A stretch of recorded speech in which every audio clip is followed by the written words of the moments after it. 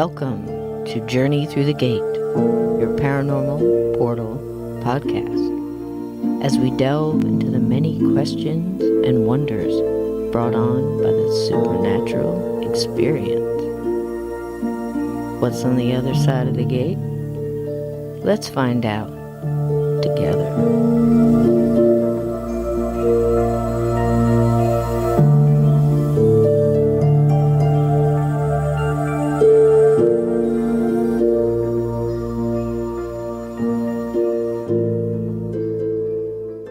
Tonight, grip your lanterns tight as we are guided on this journey by a gentleman known for his historically passionate ghost tales, an award-winning tour guide and author of ghostly tales of the unexpected. In Victorian fare, he will lead us over cobblestone roads recounting stories of Jack the Ripper, the Pendal witches, and tales from the grave. Please welcome one of Britain's finest storytellers, Mr. Simon Entwistle. Thank you, Simon, for coming on. Pleasure is all mine. Oh, wonderful, wonderful.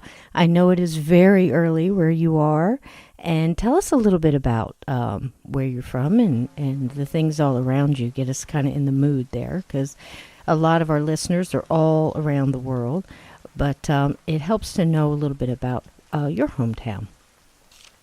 Sure. I live in the north of England, in a county called Lancashire. It's quite a large county. The capital town is Preston, and the city of Lancaster. And I've been a professional tour guide now since 1996. And there's nothing I like more than conducting guided ghost, murder, and mystery tours.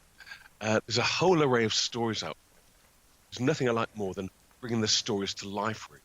Oh, gosh, and you do it so well, Simon. I'm looking at pictures now on the website of its Top Hat Tours, is it not? That's quite correct. tophattours.co.uk. And they sure know how to put on a tour from everything that I've heard, and it just sounds absolutely fabulous. And just the surroundings, you're absolutely seeping with history, you know. And Well, yeah. But sorry, Cisco. No, go ahead. I live very, very near a world-famous hill called Pendal Hill. And way back in the year 1612, we had this king called King James VI of Scotland, who then became King James I of England. And this man was absolutely paranoid about witchcraft.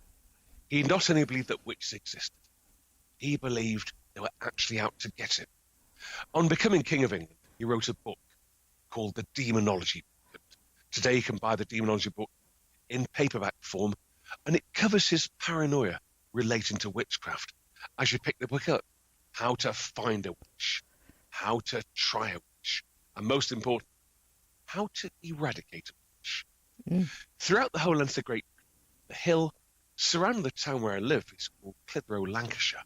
It's this rather beautiful hill called Pendal Hill. And in 1612, surrounding that hill would have been a very, very deep, deep forest. Living in the forest were two very, very elderly women, Demdike and Chattox. When I say elderly women, both of them were over 85 years old. They'd somehow defied the laws of nature, because life expectancy in 1612 would have been 35 if you were lucky. In the case of Demdike, she lived in a little hovel. When I say hovel, it would be a one-roomed building made of limestone called Malkin Tower. She'd lost her husband, but she did have her children with her, her daughter Elizabeth and her grandchildren, James, Jeanette, and Alison. And they lived in this little hovel in the centre of the forest. Living nearby was Bessie Chattox, also 85 years old. She had lost her daughter, but she lived in Newchurch in Pendal, a little village quite nearby. These were the main Pendal witches. But our story really starts way back on the 18th of March, 1612, when young Alison Device, 14 years old, the granddaughter of Demdike, had a walk through the forest. She had the misfortune, and it really was misfortune, of meeting a Halifax peddler called John Law. When I say peddler, John Law was basically a walking salesman. He had a large pack in his back full of 1612 luxuries. He would go from village to village within the forest of Pendal, selling his wares, but he was also, in many ways, a walking newspaper, a great source of information.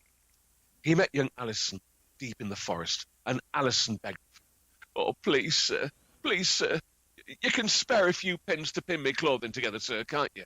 Get away with you. I'm not taking my pack off for you, lass. You've got no money. Oh, please, sir, just a few pins, sir. Get away with you.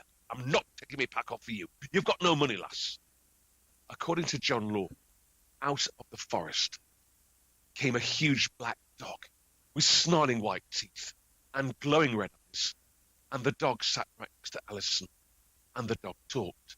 "Alison, shall I lame him for you?" Lame him, she screamed. John Law felt a piercing pain in his left arm, his left leg, and the left-hand side of his face, and collapsed in agony in the forest of Pendal. The kind people of the small town of Colne in North Pendal, they could see him, and they got a stretch team together, and they carried him down the slopes of Pendal Hill and into an old alehouse called the Greyhound Inn, which has long, long since gone. There the landlord, John Edrington, looked after him. As Law's voice returned, Law shouted, "I've been cursed! There's a witch in the forest, a young lass. She's got a dog with her, and I swear to you, I heard the dog talk. She's in league with devil. Send letters back to me family." Letters were sent back to Halifax, and John Law's eldest son Abraham received the first letter. Me father's in trouble. I better go and collect him." He set off from Halifax, arrived in the small market town of Colne, and walked into the old Greyhound Inn and saw his father in a twisted and contorted state. "Father, what's happened to you, man? You look terrible." "Abraham, I've been cursed. I met a young lass in the forest. She's a witch. She's got a dog with her. I swear to you, Abraham, I heard the dog talk. She's in league with the devil. I want you, lad, to go into the forest, find her, and bring her here." Well, Abraham must have been a very brave lad. He set off and walked deep into the forest of Pendal, through these twisting pathways, and there, deep in the forest, he came across this cottage called Malkin Tower. He hammered on the door opened, and there was James Devise, Alison's younger brother. "Can I help you, sir?" "I want to see Alison Devise. My father wants to see her." "She's near, sir." Alison came to the door. "Right, lass, you're coming with me," shouted Abraham, and she was dragged through the forest, down into the town of Colne, and into the old Greyhound Inn. There, John Law looked up from his sick bed. It's you, you're witch. You cursed me, lass, that dog you had. I heard it talk. You're in league with devil, aren't you?" This 14-year-old girl, on bended knees, burst into tears and admitted to witchcraft. She had no idea. She just admitted to a state capital offence of witchcraft. Strangely enough, John Law, the Halifax peddler, was about to forgive her, but not his son Abraham. "Oh no, we'll have you for this. I'm going to go and get the local magistrate." Now, the local magistrate was called Roger Nowell. He lived at a beautiful place called Reed, near Burnley in East Lancashire. He was the magistrate. He was a very wealthy man and lived in this beautiful hall called Reed Hall. He also was fully aware of the king's paranoia relating to witchcraft, and he also knew if he could incriminate this young girl, he was going to curry favour with the King of England, King James, personally. So therefore, he gave orders that Alison should be arrested. She was brought to Reed Hall, and there for the second time, inside 24 hours, she burst into tears and admitted to witchcraft. But she gave Roger Nowell, the magistrate, a lot more information. "My grandmother, Demdike, she's a witch. So's Bessie Chattox and her daughter Anne Redfern. We have these dogs, sir. Tib, Ball, Fancy, Dandy. They're our familiars, sir." "Familiars?" said Roger Nowell. "Yes, sir. These dogs, they came to us at different times of our lives and said, look, they talked to us, sir. They said, we can give you special powers, but in return, we need to suckle from your flesh and take your souls. They're our familiars, sir. We get powers off them. We also go to New Church cemeteries, sir, in the dead of night. We dig up corpses, sir. We take hair and teeth off the corpses, sir, and we make clay pictures of human beings. We then select a victim. We then crumble the clay picture over the fire, sir, and people die, sir. Roger Noel, the magistrate, was actually not scared. He was delighted because he had a confession and he knew he was indeed going to curry favour with the King of England personally. So therefore, he gave orders that Demdike, Chattox and Redfern should also be arrested. They were brought to Reed Hall, Burn, where they met young Alison, and this huge argument took place. They all tried to blame each other, but in doing so, they all admitted to acts of witchcraft and grave robbery. The four of them were then sent to the city of Lancaster to Lancaster City Castle Jail. They were thrown into what's called the Well Tower, a very, very deep, deep underground dungeon, which is still there to this very, very day. There they were chained to the floor in complete darkness, and there they would have to wait for 4 very, very long months in cold, damp, totally dark conditions. In the meantime, in the forest of Pendal, at the stone cottage called Malkin Tower, Elizabeth Devise was very, very worried about her mother, Demdike, and indeed her daughter Alison, and she organised on Good Friday 1612 what's called the Good Friday meeting, where all the witches of the area converged in the forest of Pendal at Malkin Tower. Alison's brother James slaughtered the sheep for the fell. They dined on mutton. They got a large cooking vessel called a cauldron, and they lit a fire beneath the cauldron, and the black syrupy liquid inside began to bubble and steam. And into that black bubbling liquid went crushed, powdered human teeth, and indeed the odd clay pitcher and the odd human scalp. The whole idea was to get a potion together to blow the gates of Lancaster City Castle open and rescue their loved ones. However, nothing happened. What did happen is word of this meeting reached the ears of Roger Noel, the local magistrate, and he gave orders that every single person who had attended the Good Friday meeting should be arrested immediately. When word filtered into the forest of Pendal that these people were going to be arrested, a few people thought, there's no way I'm going to hang around, and they disappeared. But in doing so, they saved their lives. The ones that were successfully arrested were as follows: Jeanette Preston of Gisborne, West Yorkshire; Catherine Hewitt and Alice Gray of the market town of Combe; Elizabeth Devise, James Devise, Jeanette Devise of Malkin Tower, Pendal Forest. Catherine Hewitt was also brought in from Combe once again, along with John and Jane Bulcock, a mother and son from the village of Blackoe, deep in the forest, and this very, very brave lady called Alice Nutter. They were all sent to Lancaster, with the exception of the 2 Jeanettes. Jeanette Preston came from Gisborne, West Yorkshire, so therefore she was sent to the city of York and paraded in front of the York city magistrates. Her husband went with her, villagers went with her, and they begged for her release. However, the judges said, we're very sorry. The king signed her death warrant before she even arrived. The accusations against her were attending the Good Friday meeting in Lancaster, but also, sadly, the murder of her employer, Mr. Thomas Lister. She'd been nursing him. He had died. She wrapped his body in a clean white sheet ready for burial, and 2 days before the burial, some fresh blood came through the sheets. This was classed as witchcraft.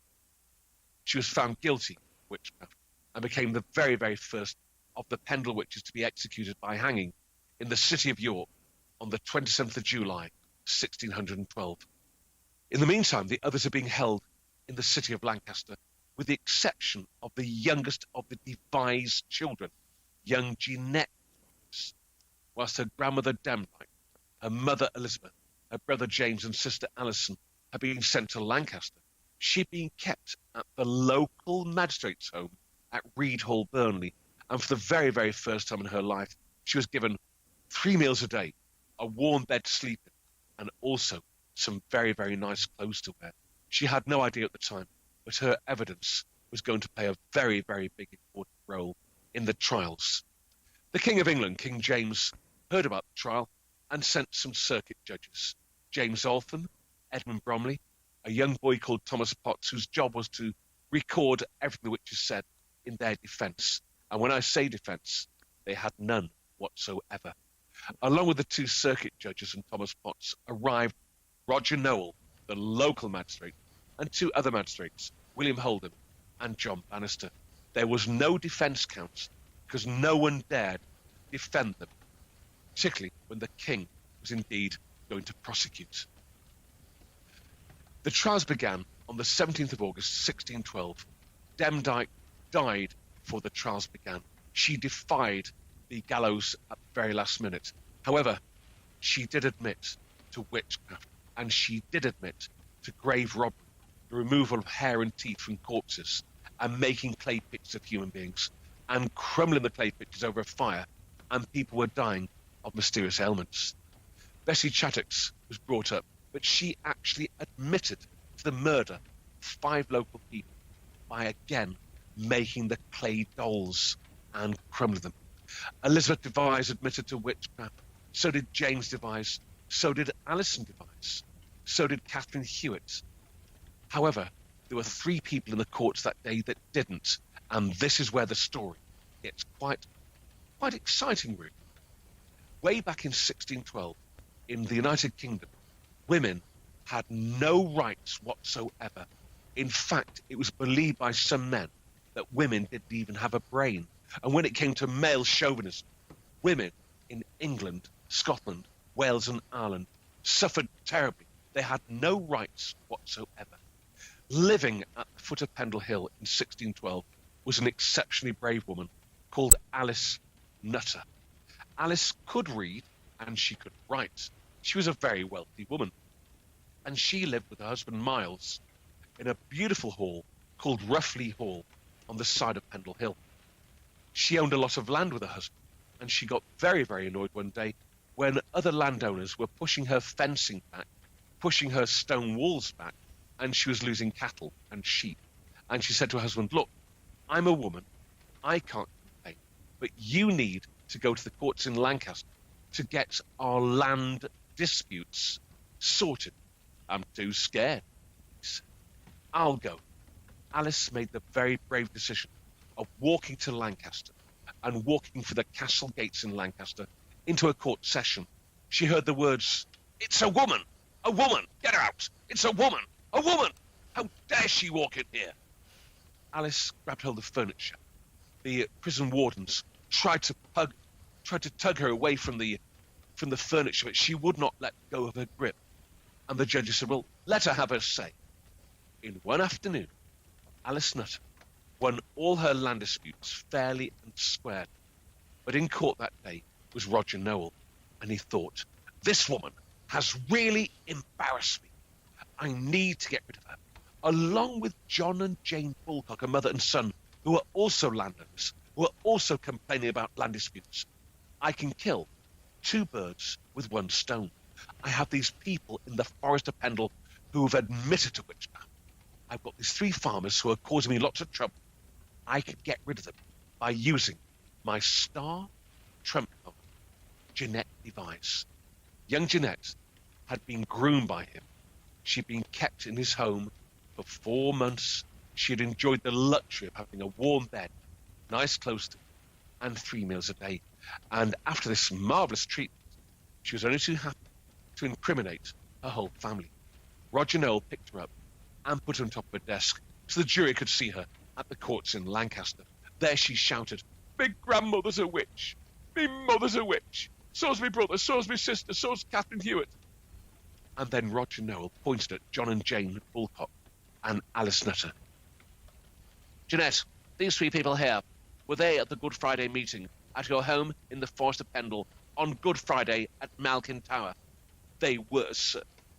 A look of shock and horror came across Alice's face, John and Jane, as they realised they were indeed being incriminated for witchcraft. They made a plea of not guilty. In the case of Alice Nutter, she was found guilty of aiding Demdike and Alison Devise in the murder of Henry Mitten of Roughly because he wouldn't give her a penny. In court, she said, "Look, I don't need to beg. I'm a woman of wealth. I don't even know these people. But to use a modern term, a very modern term, she had indeed been stitched up by the local magistrate, along with John and Jane, the mother and son, who were also farmers in the area. They were found guilty of turning a young girl called Jean Mead completely insane in the town of Harrogate in West Yorkshire. The Pendal witches were then led out to the pillory at Lancaster. They had their hands tied behind their back. They had to mount what's called a rostrum. The ropes were placed around their necks, and they stood on what we call a trestle. The trestles were kicked up underneath them, and these poor people did not hang. They literally strangled to death. As the rope was placed around Alice's neck, she bravely turned and watched this huge crowd gather. And as she looked down into the crowd, she saw Roger Nowell, the magistrate, holding the hand of young Jeanette. And she shouted, "I shall haunt you for the rest of your life." Then the stools were kicked up underneath them. Watching that day was young Jeanette. She watched her whole family perish, and the farmers as well. She was holding the hand of Roger Nowell, and as soon as they stopped twitching the pillory, Nowell said, "Goodbye." She said, "What do you mean goodbye? Am I not going back to that lovely home of yours, to the warm bed, the 3 meals a day, and the nice clothes? Goodbye." He had used them, and she made the long, long journey home by herself to a cold and empty cottage deep in the forest of Pendal, knowing full well that her evidence had claimed the life of her entire family, and indeed the 3 local farmers. As for Roger Nowell, the following day he made his way down to the city of London, where he was knighted by King James person and made the High Sheriff of Lancashire. Thomas Potts, the clerk of the courts, he wrote a book called The Wonderful Discovery of Witches in Lancashire, which earned him an absolute fortune, and you can buy that book today in paperback. It's a very, very tragic story, Cisco, but I'm sure that if Steven Spielberg got his teeth into this story, he would have a Hollywood thriller. Absolutely. What a story, Simon. What a story. What a tragic story for that poor young girl. Did you say she was 14? She was indeed 14 years old. Oh, it was really, horrific the way women were treated in those days. They had no rights whatsoever. Were really treated like second-class citizens, if you will. absolutely. And I know that was around the whole world. It seems like they had that whole witchcraft, almost like a wildfire that went through, and so many innocents were hung, and it's horrible the way. It really, really is, Yeah. Cisco. And of course, in your wonderful country, many years later, when of course America was a British colony, in Salem, Massachusetts, they had another witch trial, and again at Salem, the British courts there brought in a young girl, and it was believed in those days that children were completely innocent, and of course they believed every word that a child would say, because they believed they couldn't be manipulated or in any way, shall we say, swayed by a jury. That is absolutely amazing.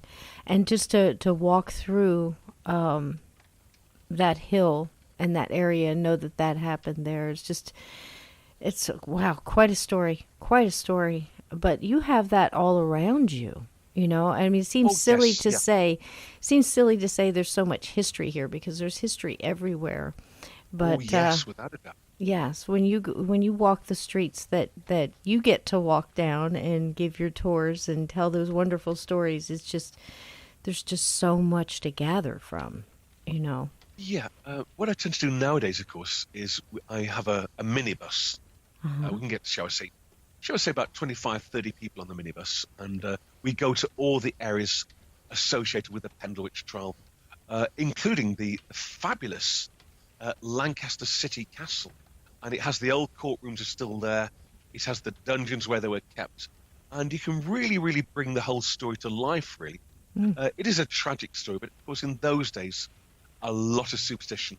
And really, the local magistrate, he wanted to curry favour with the King of England. He wanted to, and that's exactly what he did do. Of course, he was knighted and made the High Sheriff as well, so he'd have a huge increase in wages as well. But Alice, for me, is a bit of a heroine, really. She's obviously a very brave lady who stood up for her rights. Well, she had none at all, of course, but in 2012, we unveiled a statue to her in her village 400 years later.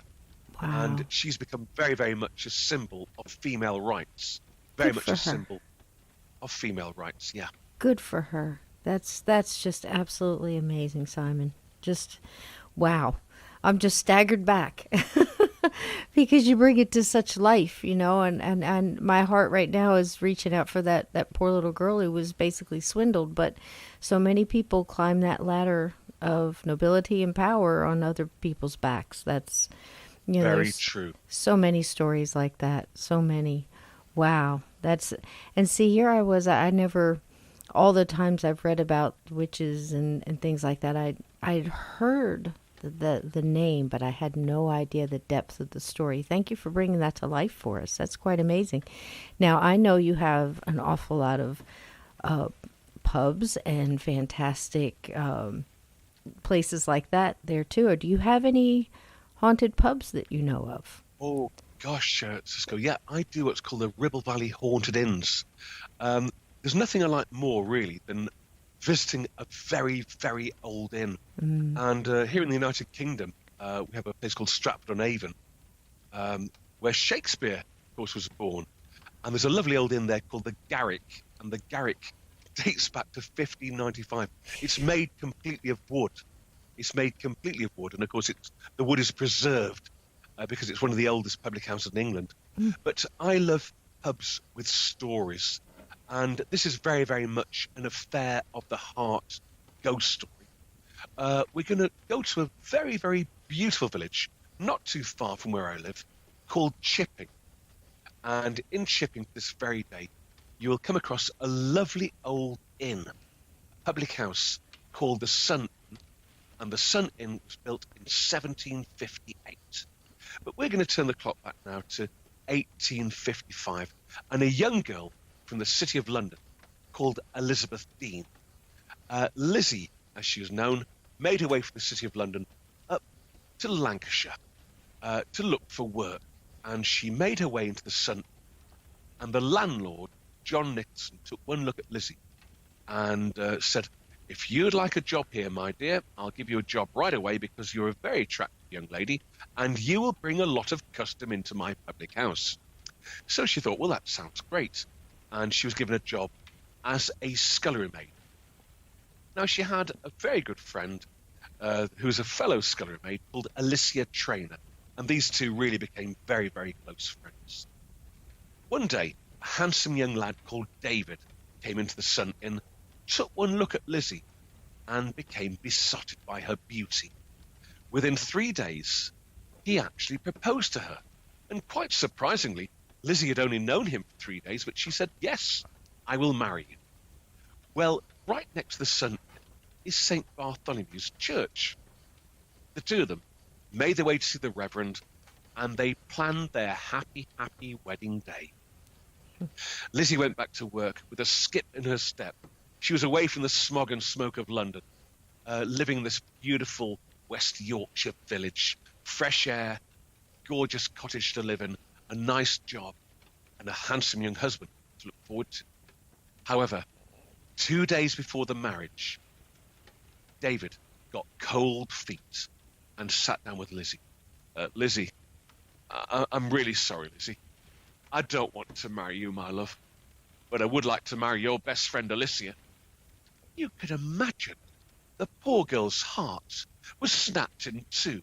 She was deeply, deeply wounded by that statement. And you can also imagine her relationship with Alicia wasn't very pleasant afterwards. When they made the bed, Alicia and Lizzie would turn their backs on each other. On the day of the wedding, poor Lizzie Dean made her way up to the attic of the Sun Inn, which overlooks St. Bartholomew's Church. She watched the groom arrive, and then she watched the bride arrive. Sadly, she made a terrible decision that day to terminate her life. She removed the window cord sashing from the window. She made a noose for herself, and she tied the end of the cord to the end of the bedstead, and then she shuffled onto the window frame, dangling her legs out of the window, and she tied the rope around her neck. She then heard the sound of the wedding march emanating from the church as the church door opened and Lizzie and David came out arm in arm with the wedding party. Lizzie jumped. She broke her neck cleanly and efficiently against the wall of the Sun Inn, and as David and Lizzie had left the church, they looked up and saw Lizzie hanging there. Of course, you can imagine the atmosphere was deeply upsetting. The landlord got a ladder and climbed up the ladder and cut poor Lizzie down. In her clenched fist was a suicide note saying, "I wish to be buried at the entrance to St. Bartholomew's, so that when David and Lizzie go to church, they'll have to walk past my grave and feel remorse for what they've done to me." And Lizzie is indeed, to this very day, buried at the entrance to St. Bartholomew's. However, her ghost has been seen by many, many people inside the Sun Inn. A British, American, Canadian team have all been to the Sun Inn. Way back in 1999, I received a telephone call from a gentleman from Edinburgh in Scotland. He said that he had been on holiday in the area, and he hired a car and took his wife and 3 children for a trip around the beautiful West Riding of Yorkshire, a lovely, beautiful area. He parked his car in Chipping, and his wife and 3 daughters, they made their way to a show home factory that was making chairs and tables. He thought, "I fancy a pint of beer." And he made his way inside the Sun Inn, sat down, and in those days you could smoke in public houses. He got his pipe out, and he stoked the pipe up with tobacco, lit the pipe, and looked up. And there in the corner of the room, he saw a young girl with ringlets in her hair from an era that had long, long since gone by. He noted that she was wearing a dress that looked like it had been washed thousands of times, almost like a psychedelic type dress, if you will. He tried to make vocal contact, but to no avail. She just stared into space. She then turned and walked towards him. To his horror, she walked straight for the table he was sitting at and out of the blocked-up door in the side of the old Sun Inn. He screamed in terror. He rushed next door. Stephen, the landlord, came rushing down the stairs and said, don't worry, I know what you see. You've seen the ghost of Lizzie D. She's been with us since the 5th of November, 1855. And Lizzie, to this very day, still haunts the old Sun Inn. My. I don't know what I'd do if I saw something like that. Oh, my. That's something else. It's a beautiful old inn. It really is a gorgeous inn. Of course, these pubs do have great stories behind them. They really do. Absolutely. And, village pubs is where, of course, all the villagers would meet. But over the centuries... It's just, wow. And the buildings almost seem to remember, whether they're haunted or not, whether they have somebody who, a ghostly apparition that shows up all the time. You can almost, if you're real quiet, hear them. The walls remember. Very, very much so. It's amazing. I find in my job, when I conduct a variety of ghost walks throughout Lancashire, Yorkshire, and Cumbria. And I find one of the best ways to go is to actually talk to local people, get their stories. And you can always tell when someone is being very, very honest. And you can always tell when someone is, shall I say, to use a British term, pulling your leg, actually making a bit of fun of you, really. But one of my tours does take me to a beautiful, beautiful city called the City of York, which is in the beautiful county of Yorkshire. And this is a great story, which I know that listeners will really enjoy. It's a very true story and a very, very honest one. We're going to turn the clock back now to 1952. And for many of your listeners who may have been to the United Kingdom, there's a gorgeous building called York Minster. It's a huge Gothic cathedral in the centre of the town. Behind the Minster is a beautiful 1595 building called the Treasurer's House. Now, in 1952, working in the cellar of the Treasurer's House was a young chap called Harry Martindale. Harry was 18 years old. He was a plumber's apprentice. He had a blowtorch, and he was actually installing central heating. The blowtorch, of course, had a flame, and he was bending copper piping to install central heating.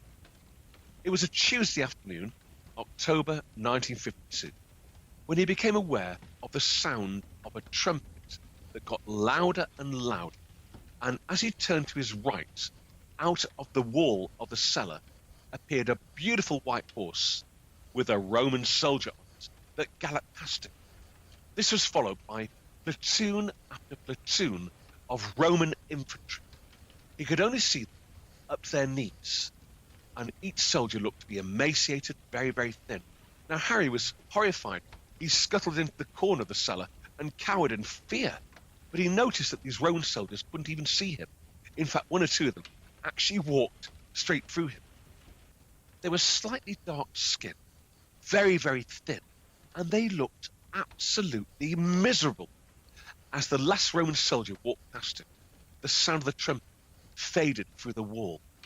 Harry swallowed deep and ran upstairs and told his boss.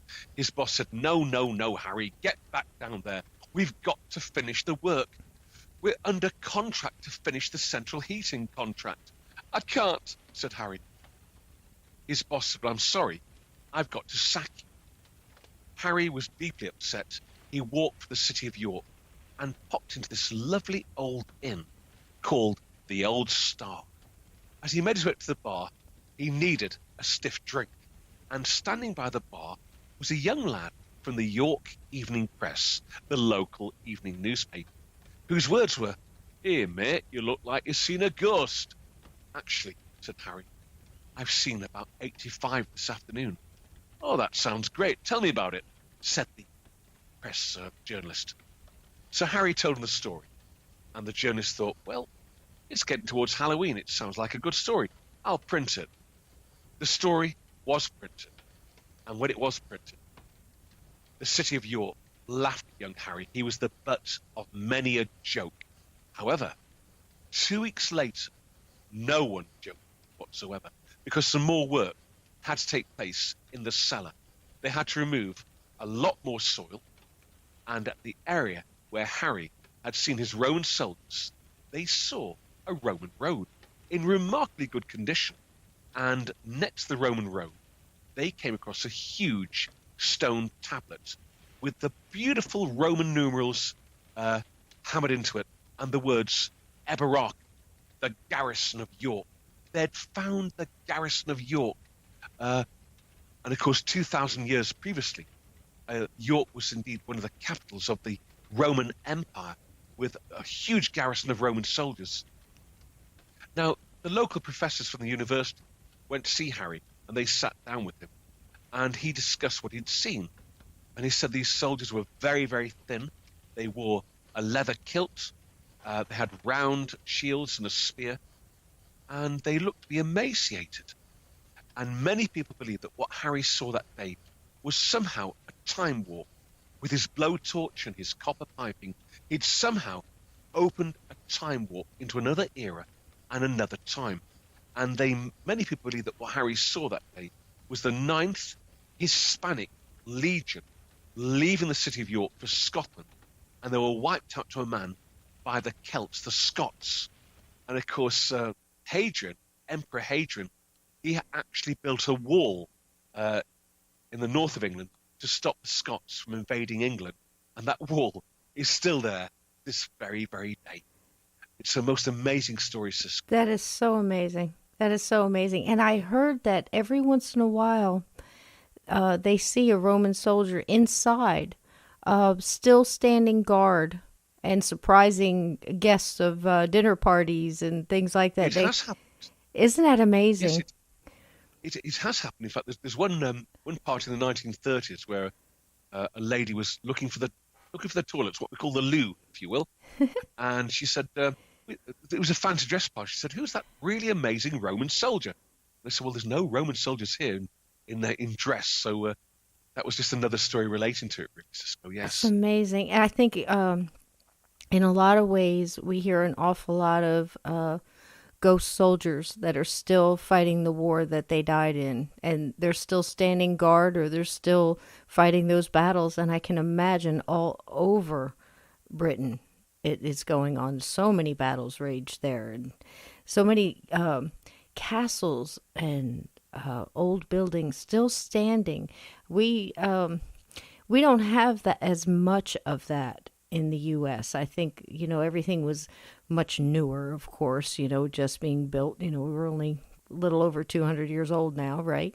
But Yes. you guys go back thousands of years. I mean, how old did you say that one bar that's still standing? Since when? That's amazing. Oh, gosh. Well, in the city of York, the Minster, that dates back to around 1210, It's amazing. and the bar in Stratford-on-Avon called the Garrick, that dates back to around 1535. It's made of wood. It's made of oak, and even in the 16th, 17th, 18th, 19th centuries, they realised it was of great historical value. So Right. therefore, it was put with pitch and tar to preserve the wood. But the beams, they date back to that period of time. It's like walking into a time machine, if you will. Absolutely. That's an awful lot of pints served. That's just over. Very, very much so. Very much so. That's Yes. absolutely amazing. Boy, I'll tell you, sir, it must be a lovely thing to walk through a tour with you. I would just absolutely love that. And if anybody's thinking about going out there, this gentleman, I said in the beginning, does the Top Hat tours. He does spooky tours, of course, the Pendal Witch. And if you're really lucky, you can get in on the Jack the Ripper tour. Now, I don't know if I'd be brave enough to go on that one. I don't know. You make it come to life, and I don't know if I'd want to see where Jack the Ripper. Wasn't that in Whitechapel? Was indeed. It's the most intriguing story, really, Sister, Amazing. because none of us actually know who Jack the Ripper was. There's been many, many, many stories written about this person, but it is an intriguing story. First of all, Jack the Ripper must have been a very, very nasty piece of work. Mm. He was very, very athletic. He knew the area of London very, very well. He could somehow disappear into the darkness, but he was never, ever detected.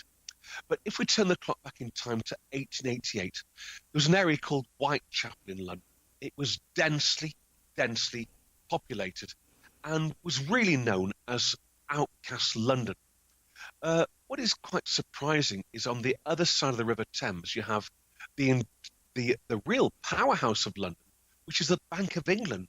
And in 1888, that was one of the most wealthiest places on the planet. And just a short distance away, this area called Whitechapel was called outcast London. Living in Whitechapel in an area that would have been better suited to, shall I say, 20,000 people. 100,000 people crammed into small buildings. The vast majority of those people had come in from Eastern Europe, Russian, Romanian, and Polish Jews. Now, they'd come from Eastern Europe to escape persecution in their countries and arrived in the city of London to seek their wealth. But they'd all crammed into this one small area, and it was quite common for, shall I say, 15 people sharing a house that was designed for, shall I say, 4 people. So it was densely populated. Now, the locals, the original people living in Whitechapel, they really didn't like this new influx of people because they were causing lots of problems. They were starting their own businesses. They were quite greedy people in some ways, and there's a lot of tension. So the area was really classed as outcast London. But our story starts way back on the 31st of August, 1888, when a young lady of the name of Polly Ann Nichols, she was living in Whitechapel. Now, Polly was an alcoholic. Her husband had left her. She'd had a terrible background, really. She had 2 deformed children, and her husband had actually thrown her out because of her drinking problems. Now, of course, in those days, there was no Department of Health and Social Security. So if you didn't work, you didn't eat. And by far one of the most quickest ways to earn money would be to go into prostitution. Now, in Whitechapel, you had 100,000 people living, and out of those 100,000 people, there was at least 1,500 permanently unemployed and permanently unhoused. So there was what we call the DOS house. Now, you could sleep in a DOS house. You could actually literally lean over a rope. You'd be undercover, but you would actually sleep standing up, and that would cost you 2 pence. You could actually have a bed for the night, and that would cost you 4 pence. And if you had a wife with you, you could hire a double bed for 8 pence. But these DOS houses would be full of fleas. You'd wake up scratching and itching, and they weren't very, very nice places whatsoever. One of the local journalists from the London Evening Standard mentioned he'd been in Whitechapel to look at this terrible housing conditions and saw 40 women, all naked, standing in one line in one of the DOS houses, waiting to use a tin bath with the same water to be used by 40 women previously. On their backs, there looked to be a lot of blood. And he thought, have these women been badly treated? But actually, it was bed bugs that had bitten them so badly, they'd scratched so much, they'd even scratched the skin. So conditions there were terrible. Now, the only relief from this horrible poverty was alcohol. And you could buy a tumbler, a glass of gin, for 3 pence. Now, 3 glasses of gin a day would keep you inebriated. Now, these so-called ladies of the night, their jobs were horrible. You never knew who you were going to meet. You could meet a man in his 80s or a young man in his 20s. And, of course, these poor women had to service them down alleyways, in backyards. It was a dangerous job, a horrible job. And the only thing that would take you, that would give you any form of relief would be alcohol. Polly Ann Nichols was staying at a DOS house. She'd been drinking quite heavily that day, the 31st of August, 1888. And as she made her way back to the DOS house, she thought she could just slip in without paying because she had no money. However, the gentleman who ran that DOS house said, "You're not coming in here. You're going out right away. If you ain't got no money, you're not staying here." So she made her way outside. And as she walked down what's called Bucks Row, she came across another prostitute called Emily Holland. And Emily said, "Are you okay, Polly?" "No, not really. I ain't got no money. I'm going to go to the town of City of London and find myself some work, and I'll soon have some money to get me head down. And also, I've got a lovely new bonnet on, and I look quite attractive tonight." She made her way into Whitechapel. At around 1:30 in the morning, someone slipped out of the shadows and cut her throat from left to right, nearly severing her head. Her body fell to the floor, her skirt was lifted up, and a knife was inserted into her groin, which went right from her groin, right up to the sternum, and then this person just disappeared.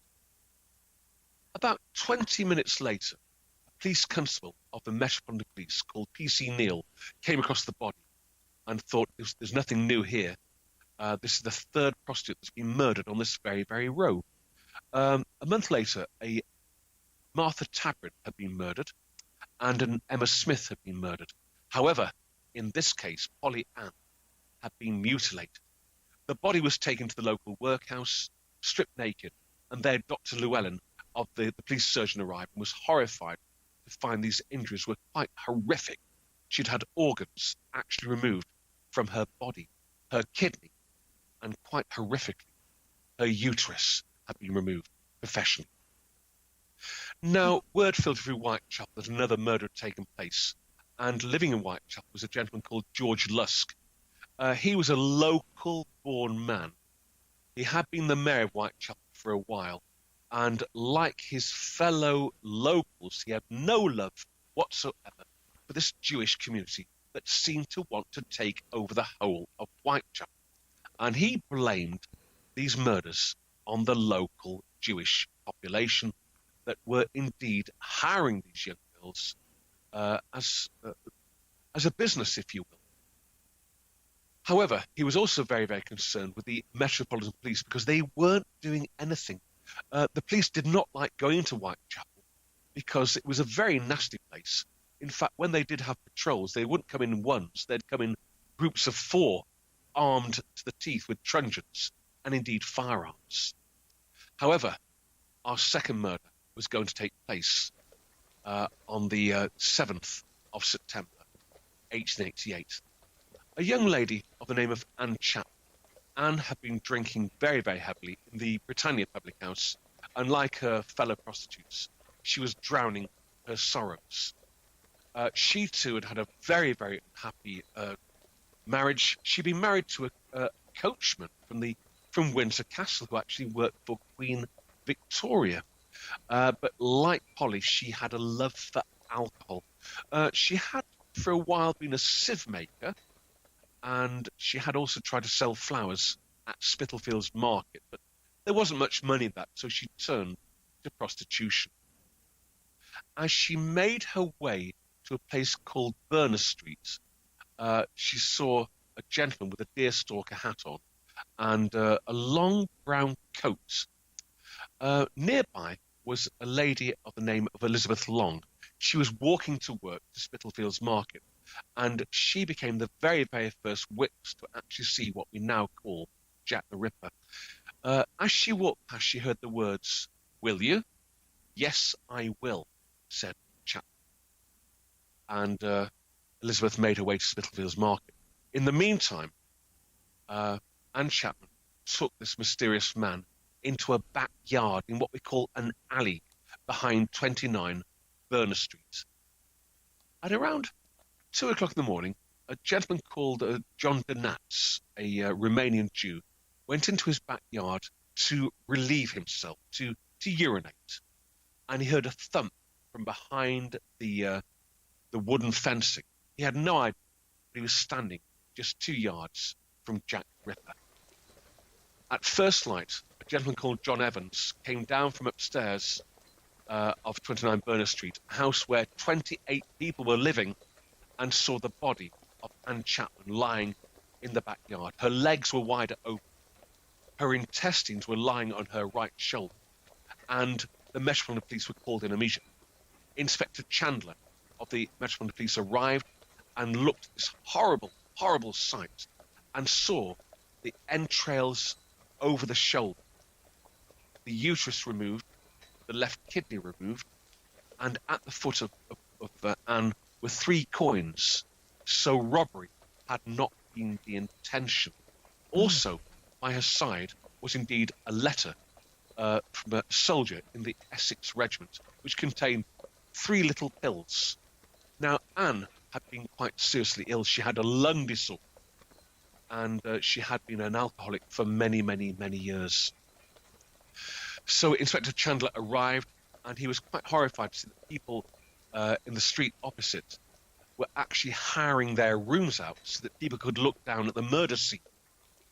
George Lusk, the local mayor, was disgusted with the police because this was a 4th murder in the area and the police weren't taking a real interest. And he said, "This is not fair. You don't care about those people in Whitechapel."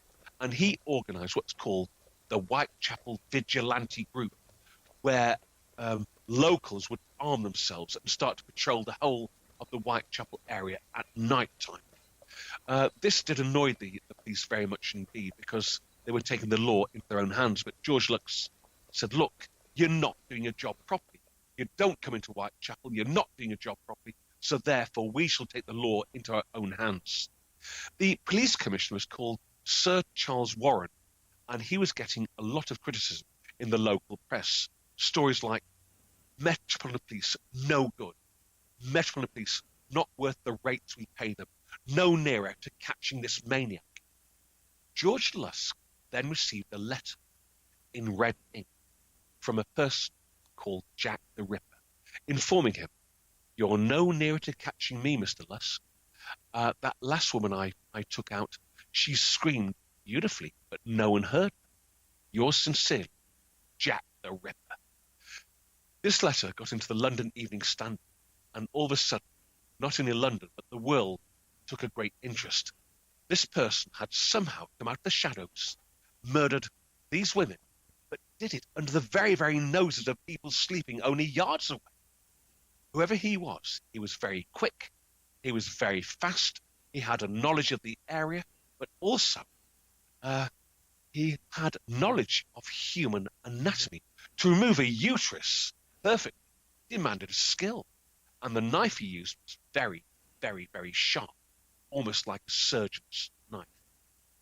So the Whitechapel area is now on full alert, but the Metropolitan Police are getting a lot of criticism.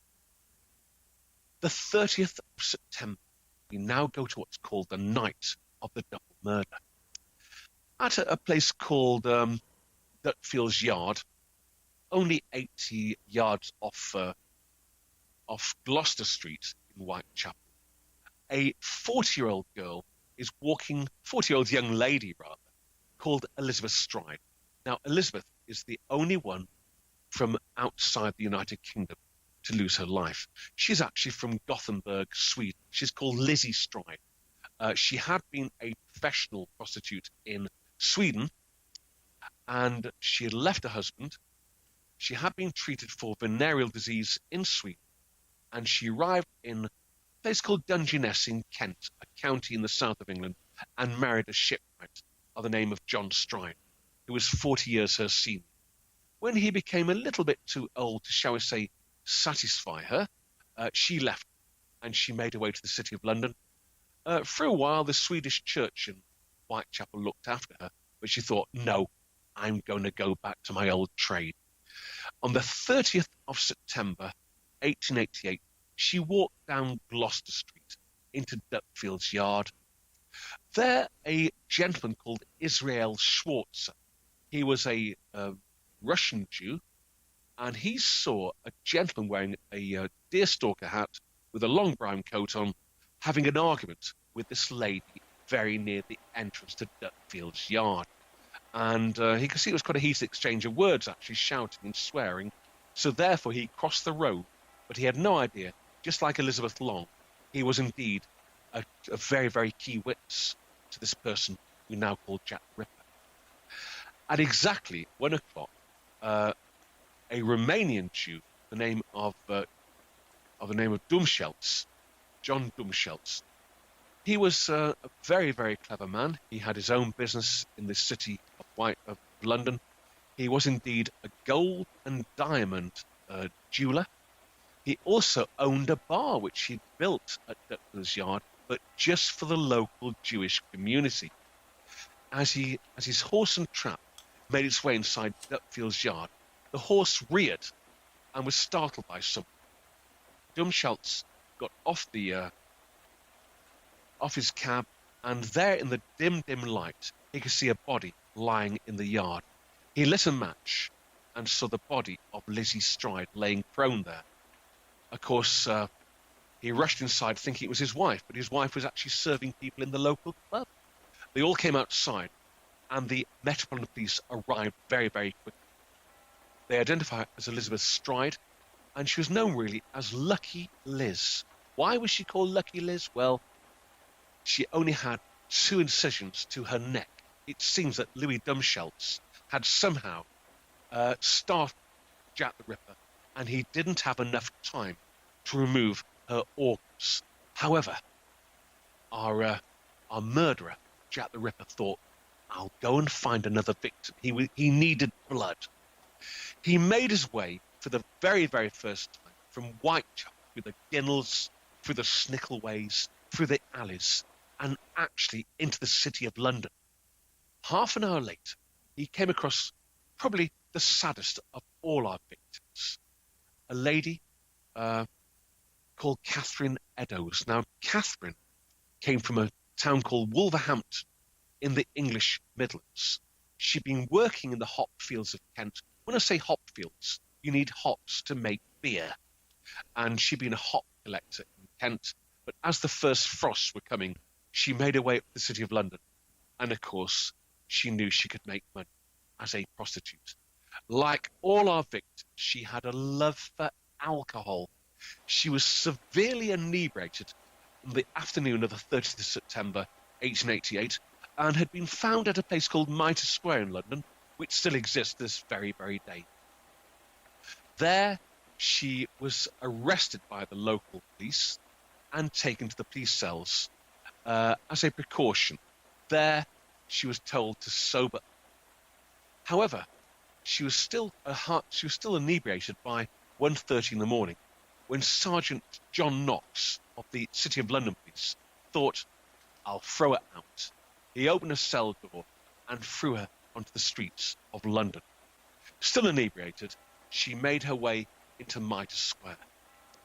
As she made her way into Mitre Square, 3 Jewish gentlemen, John Lavender, William Levi, and also John Hull, were making their way through Mitre Square, and they saw her talking to a gentleman in a deerstalker hat with a long brown cape, but holding what looked like a package wrapped up in newspaper.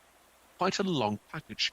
And Lavender took a great interest because he was going to play a very, very important role in the later witnesses that were brought to the City of London courts. He said to his friend John Levi, "This place is getting dangerous," and the 3 of them made their way across Mitre Square to cross the other side of the square. Now, Mitre Square is still there to this very, very day, and Police Constable John Ackroyd of the City of London Police was patrolling the area. He would walk right round the square. It took him 7 minutes to walk around the square. As poor Catherine entered the square, he actually walked past Catherine and said, "Are you okay, dear? I've had a few beers," she said, "but I'm all right." "Well, on your way, my love," he said. As soon as she walked past him, someone came out of the shadows. That person was Jack. He cut Catherine's throat from left to right without making a single noise. Only 40 feet away was the police officer. He had his back to the murderer, and he was walking right round the square. In those 7 minutes before the officer came back to the scene of the crime, he had removed her uterus beautifully. He had removed her left kidney. He cut the end of her nose off and made 2 incisions under both eyes, and then disappeared into the night, taking the organs with him. As the police officer came round, he was horrified to see the body of Catherine lying at his feet, and realised that whilst his back had been turned, the Ripper had indeed been committing the murder. What was also quite surprising is that living around the murder scene were over 400 people that didn't hear a single noise. The Ripper then escaped from Mitre Square back into Whitechapel. Now, the whole of Whitechapel was on full alert for the murder of Elizabeth Stride, and somehow the murderer had got back from the City of London and back into Whitechapel without being seen by over the whole of the Metropolitan and City of London police. Well over 2,000 officers. For the very, very first time, the City of London police were brought in because this murder had taken place in London. And just like police forces in America, you had town police, county, and city police. The City of London police were very, very annoyed. This murder had taken place in their patch. And police officer John Williamson rushed towards the crime scene and saw a horse trough still swirling with the freshly washed blood that had come from Catherine's body. A few yards away, he saw her apron that had been ripped off her body and used to clean the knife. And beneath the piece of apron that was heavily, heavily bloodstained were the words written in chalk on a brick wall. The words were, "The Jews are not the men that will be blamed for anything." And he immediately contacted his commissioner, and the City of London commissioner, Lieutenant Colonel John Pulleine of the City of London Police, arrived and thought, "My goodness me, that's important information. Let's get our police photographer to take a photograph of this graffiti." However, Sir Charles Warren arrived of the Metropolitan Police and said, "Oh no, that graffiti needs to be wiped out of the way. We'll have a riot in the hands tomorrow. If the Jewish people get blamed for this, we'll have a riot." Now, the two commissioners argued. However, Charles Warren's men rubbed out the graffiti, but the City of London police wrote down the information, and that's why we have this information. There was no love between the Metropolitan and City of Police, and they argued for many, many years about the graffiti being removed. However, by now, the world had been alerted to Jack the Ripper. Who was he? Where did he come from? What was his lust? What we do know is the man was very, very evil and very, very, very dangerous. For 3 long weeks, the Metropolitan Police and City of London were on full alert, and they were about to slow down the patrols when another terrible, terrible murder was going to take place on the 7th of November, 1888, at a place called Miller's Court, not too far from where all the other murders took place. And there was a very, very beautiful young lady called Mary Kelly. Mary was from Ireland. She was the youngest of all our victims, and by all accounts, a very attractive young lady. She had come from Ireland. She had lived in Wales for a while. There she'd met a young lad called John Kelly. John Kelly was a miner and had been killed in a mining accident at the age of 23.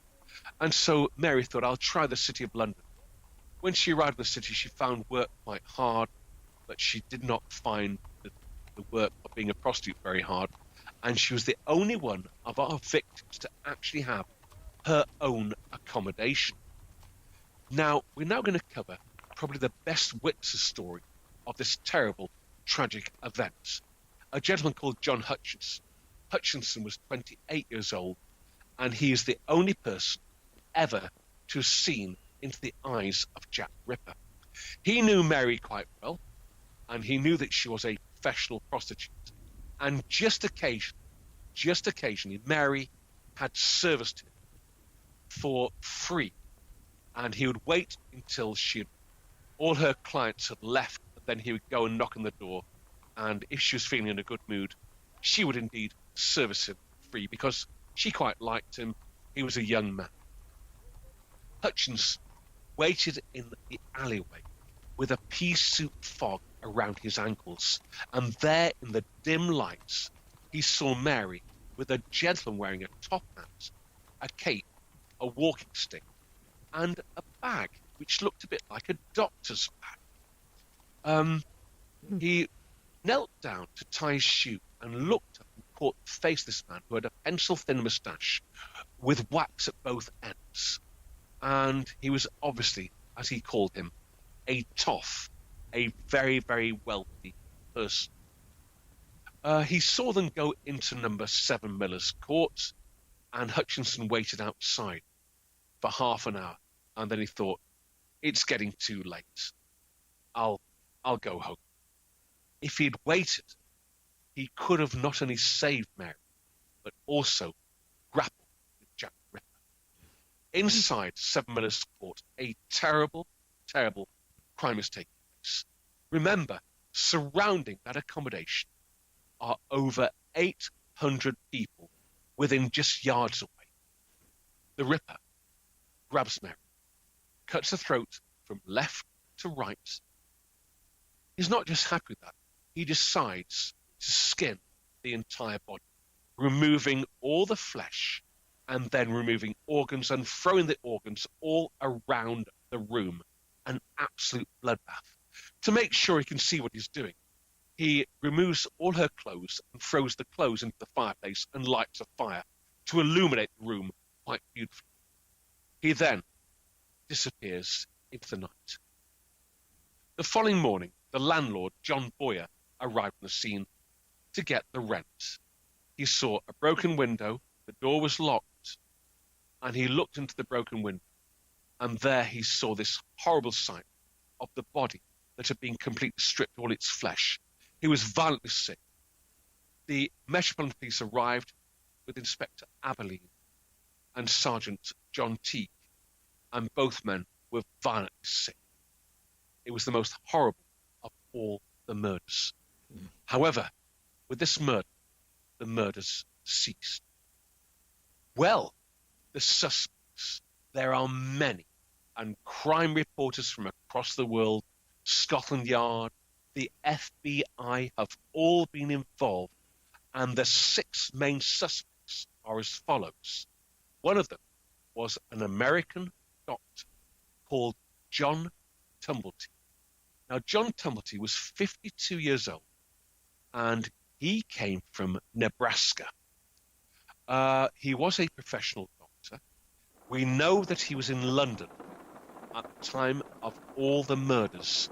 And what makes him a suspect is that he had lots of female organs in jars. He had a dislike for females.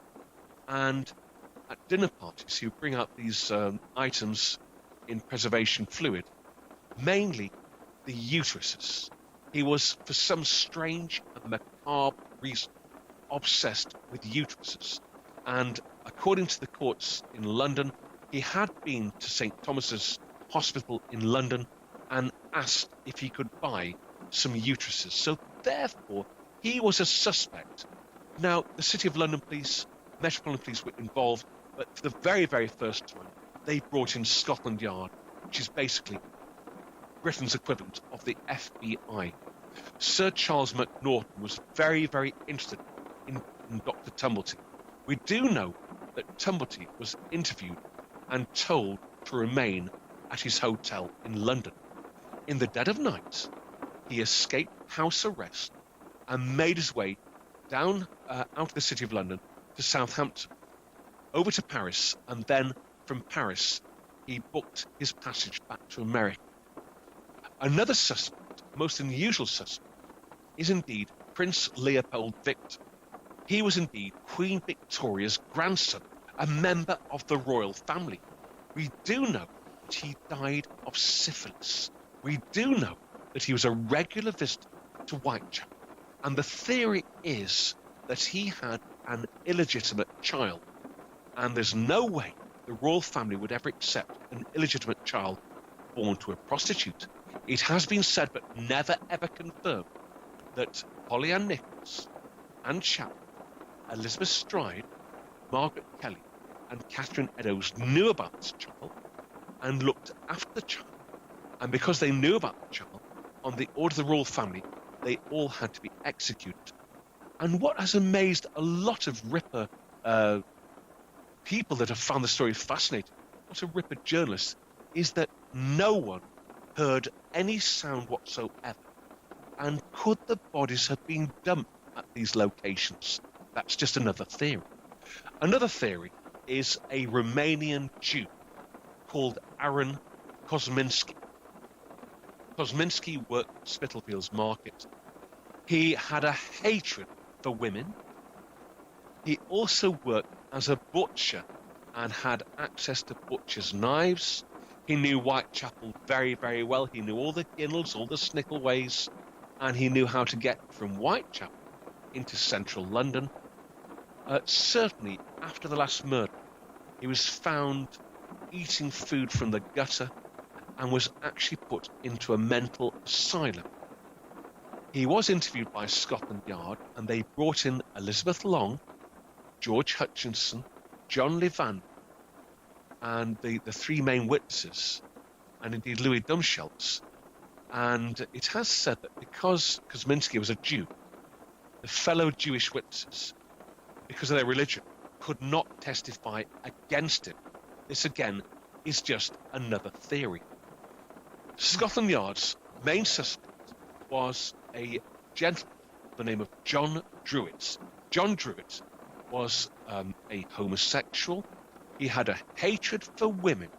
He was also a failed doctor. His father, William Druitt, ran a very, very successful surgery in Whitechapel. And, of course, he had access to his father's surgical equipment. He was a failed medical student. He was in a depressed state. And certainly, he knew Whitechapel very, very well. What made him a suspect is that the very, very night that Margaret Kelly was murdered, he disappeared. His body was found a month later in the River Thames, and was identified due to his wallet, which had his name inside the wallet. And Scotland Yard believed that he was indeed his man. What we find amazing is that none of us really know who Jack the Ripper was. What we do know is he must have been a very, very sadistic and evil person, but highly professional in the fact that he could murder under the very, very eyes of the police and in densely populated areas. Who was Jack the Ripper? Well, we shall never know. It's an amazing story. One of the mysteries for all time.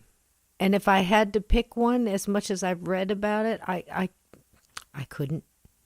I couldn't either. I couldn't either. It's absolutely amazing. What wonderful stories tonight, Simon. I hope this won't be the first time that you come on Journey Through the Gate. You will come back, will you not? I would absolutely love to. It's always a pleasure to oh, gosh. be on the show. Thank you ever so much. Oh, you're so welcome.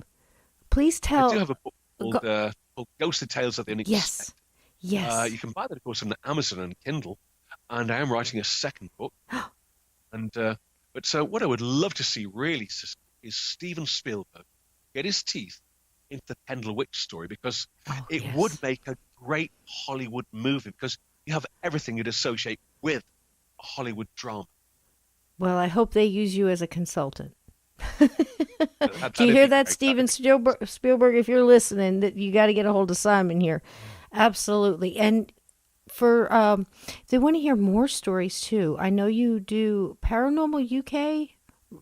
Do you do? That's right. Yes. Is it every third Thursday? Tell us about that, just so they can listen. It is indeed. As I say, I am a tour guide, but I also love telling stories. And as we all know, ghostly tales do get the attention of people across the planet, really.